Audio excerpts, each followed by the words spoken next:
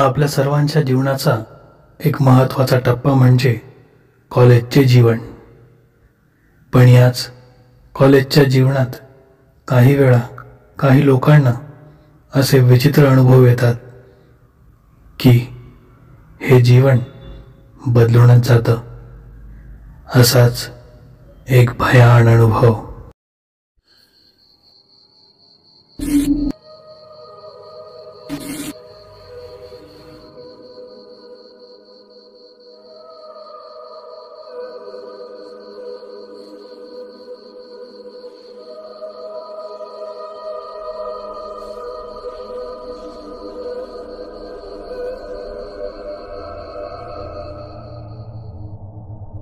हा अनुभव आपल्या चॅनलच्या एका सबस्क्रायबरने सांगितला आहे, परंतु त्यांचे नाव त्यांनी गुपित ठेवण्याची मला विनंती केली आहे.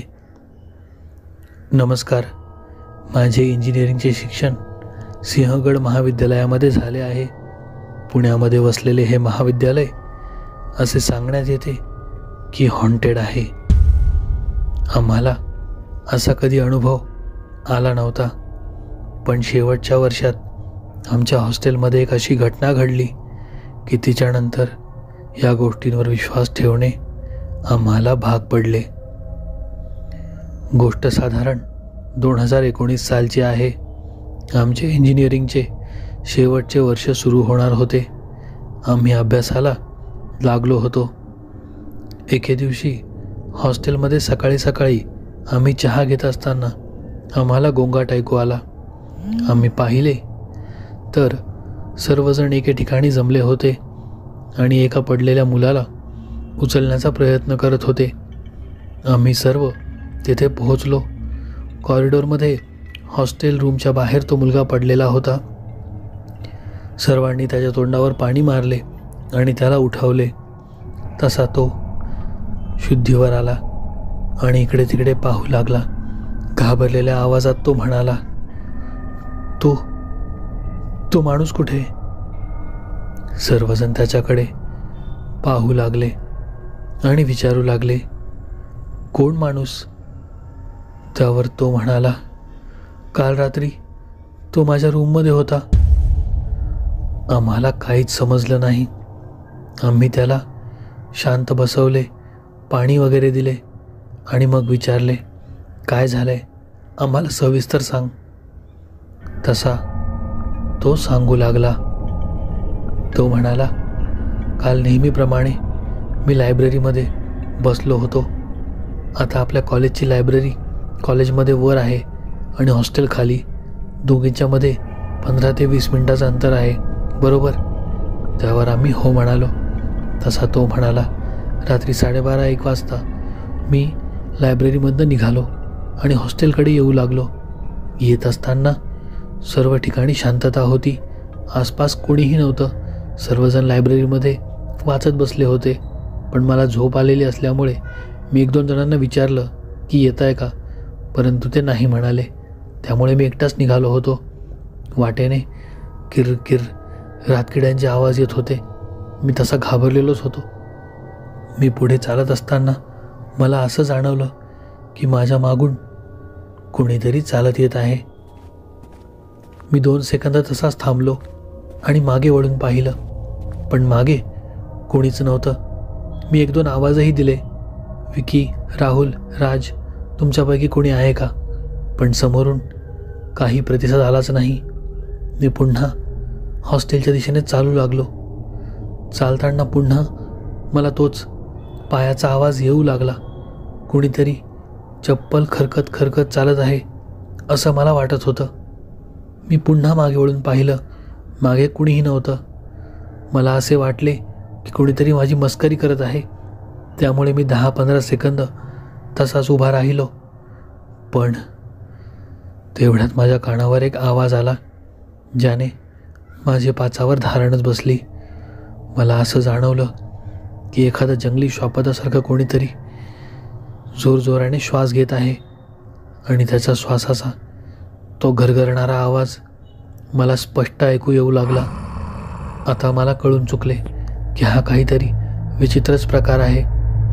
तसा मी धावतच हॉस्टेलच्या दिशेने येऊ लागलो. जसजसा माझी चालण्याची गती वाढत होती तशी माझ्या मागे जे कोणी होते त्याच्याही श्वासांचा तो घरघरणारा आवाज आणि चालण्याची गती वाढत चालली होती. मी कसाबसा हॉस्टेलच्या मेन गेटजवळ पोहोचलो. पाहिलं तर सिक्युरिटी गार्ड झोपलेला होता. त्याला उठवत मी सांगितलं की मागून कोणीतरी येतंय, त्याला अडवा. तसा तो मागे पाहू लागला, पण त्यालाही कोणीच दिसलं नाही. मी जेव्हा हॉस्टेलच्या मेन गेटपासनं कॉरिडॉरपर्यंत पळत येऊ लागलो होतो तेव्हासुद्धा मला तो आवाज स्पष्ट ऐकू येत होता. म्हणजे ते जे कोणी होतं ते अजूनही माझा पाठलाग करतच होतं. तसा मी कसाबसा लगबगीने रूममध्ये शिरलो आणि आरशासमोर उभ्या राहिलो. माझा अवतार खूपच भयानक दिसत होता. घामाने मी ओलाचिंब झालो होतो. माझे डोळे पूर्ण लाल झाले होते. स्वतःकडे पाहूनच आधी मी घाबरलो आणि तेवढ्यात माझं लक्ष आरशात माझ्या मागच्या बाजूला गेलं आणि मी पाहिलं एक टोपी घातलेला इसम मागे उभा होता. त्याला मी यापूर्वी हॉस्टेलमध्ये कधीच पाहिलं नव्हतं. जेव्हा त्याने त्याचे डोके वर केले आणि मला त्याचा चेहरा दिसला तेव्हा मला दरदरून घाम फुटला, कारण त्याचा चेहरा अर्धा भाजलेला होता. त्याला एक डोळाच नव्हता आणि विस्कटलेल्या दातांनी तो हसत होता आणि माझ्याकडेच बघत होता. तो फक्त एवढंच बोलला, आता तुझी बारी. बस त्याचं एवढं बोलण्याचा अवकाश होता. मी दरवाजाजवळ गेलो आणि दरवाजा उघडता क्षणी त्याने माझ्या खांद्यावर त्याचा थंडगार हात ठेवला आणि भोवळ येऊन मी इथेच बेशुद्ध झालो. ती मला आत्ता जाग आली आहे जेव्हा तुम्ही सर्वांनी मला उठवलं आहे. त्याचे हे सर्व बोलणे ऐकून आम्ही सर्व थरथरू लागलो होतो, कारण आम्हीही रोज लायब्ररीमध्ये अभ्यासासाठी जायचो आणि रात्री बेरात्री केव्हाही हॉस्टेलवर परत यायचो. त्याच्या हा प्रसंगानंतर आम्ही सर्वांनी रात्रीचं लायब्ररीमधनं जाणं बंद केलं आणि जर कधी गेलोच तर आम्ही लायब्ररीमध्ये झोपायचो. सकाळ झाल्यानंतरच लायब्ररीमधनं परत यायचो. ह्या प्रसंगाला बरेच दिवस झाले. काही दिवसानंतर असे ऐकिवात आले की त्या मुलाला कॉलेजने काढून टाकले आहे, कारण त्याची मानसिक स्थिती बरोबर नाही आहे. त्याचे रिपोर्ट कार्ड दिवसेंदिवस घसरतच चालले होते आणि इंजिनिअरिंगच्या शेवटच्या वर्षात त्याला कॉलेज सोडावे लागले होते. ते सर्व ऐकून आम्हाला फार वाईट वाटले, पण तो प्रसंग आणि त्याचा चेहरा आम्ही कधीही विसरू शकणार नाही. तुम्हाला जर हा अनुभव आवडला असेल तर व्हिडिओ लाईक करा. व्हिडिओ कसा वाटला हे कमेंटमध्ये सांगायला विसरू नका. जर आपण या चॅनलवर पहिल्यांदाच आले असाल तर चॅनल सबस्क्राईब नक्की करा आणि बेल आयकॉन दाबा, म्हणजे भविष्यात येणाऱ्या व्हिडिओचे अपडेट तुम्हाला नियमितपणे मिळत राहतील.